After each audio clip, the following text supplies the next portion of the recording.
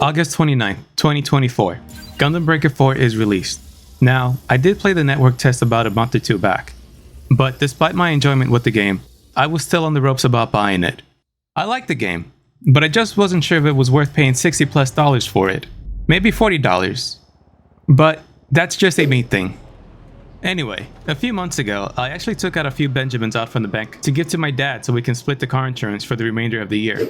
Long story short, I ended up taking out more cash than I needed, and I just never put the money back into the bank account.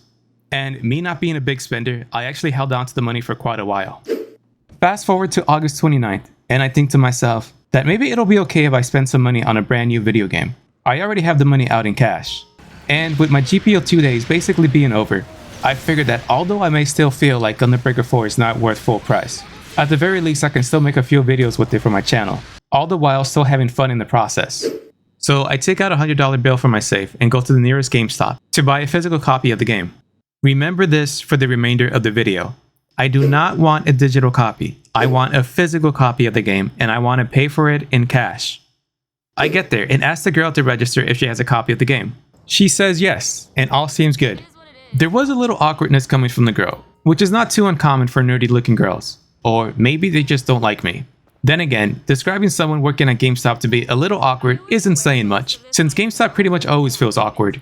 At the same time, however, I also got this vibe from her that she just wanted me gone. Not sure why.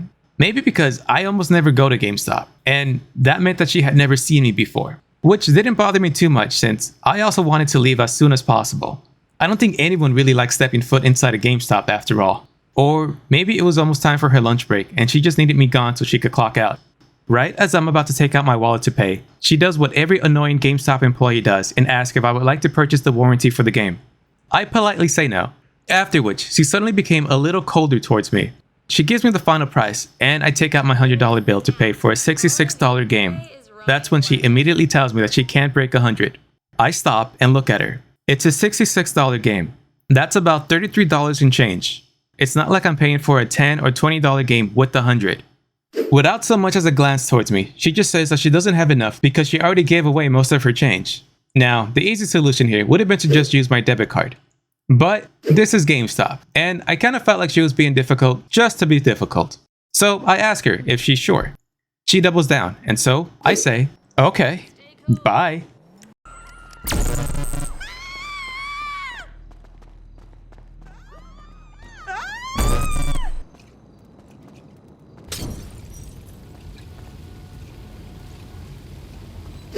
I tried my luck at the nearest Best Buy next, but to no one's surprise, they didn't have it.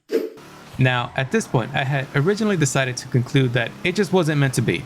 But on my way home, the turn I needed to make in order to head home was blocked off by a line of cars headed to a funeral. So I unintentionally made a turn that essentially leads to another GameStop further down the road, and basically figured, fine, why not?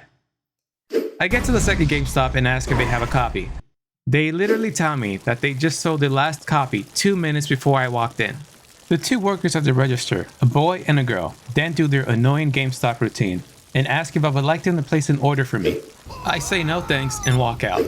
This time I take a different route home, and I remember of a local retro gaming store of which I decide to skip because I actually hate that place. It's a fairly big retro gaming store with a big selection of games and old consoles that no one really buys from, because it's all overpriced, and I have reason to believe it's really a money laundering business because it always looks so empty of actual customers. As I near my home, I then remember of another GameStop that's also fairly close by. I just always forget about it because it's in a part of town that I tend to avoid. So I go there, and they also don't have a copy.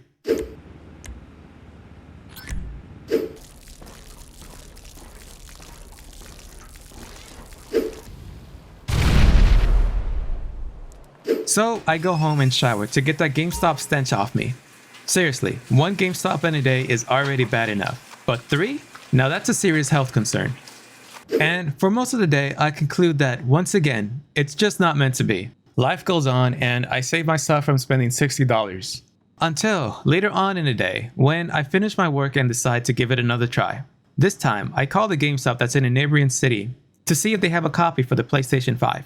Remember this, I said for the PlayStation 5. In English. The dude on the phone says yes, and that he'll hold on to it for me. Now, at first I say to myself that this guy on the phone sounds a little bit odd, almost as if he's stoned out of his mind. But I ignore my suspicions and say, great, thanks, and I head over there. Along the way, I encounter a dirty baby boomer in a mom-sized SUV trying to cut me off on a single-lane road, which he fails, and I may have given him the finger, as is culturally expected and mandated by the Geneva Convention, when dealing with road rage douchebags. Maybe. I guess we'll never know. Finally, I get there. Before I walk up to the register, I browse through some of the used games and find a copy of Battlefield 1 for 94 cents. Since I never played it, I figured, why not? I'd buy that for $1. I walk up to the register and tell the guy my name so he could get my copy of Gundam Breaker 4. And then the red flags start to appear one after the other. First, the guy sounds high. Second, he can't find the key to get the game out. Third, he can't find the manager in order to find the key. Fourth, when I show him the copy of Battlefield 1 for the Xbox One, he asks me if that's for the new system. Bro, you work at GameStop. It's not rocket science to know which are the latest consoles. Fifth, when his manager finally steps out, he asks how to use the computer. And sixth, he starts looking for the game in the Switch pile, and he asks if I said if it was for the Switch. No. PS5. I said PlayStation 5 on the phone. The dude, still stoned or whatever the hell was going on in his head, says, "Oh, sorry, we only have copies for the Switch." How this guy got hired, I have no idea. PlayStation and Switch sound nothing alike, and I tend to be very forgiving of people who work in service jobs.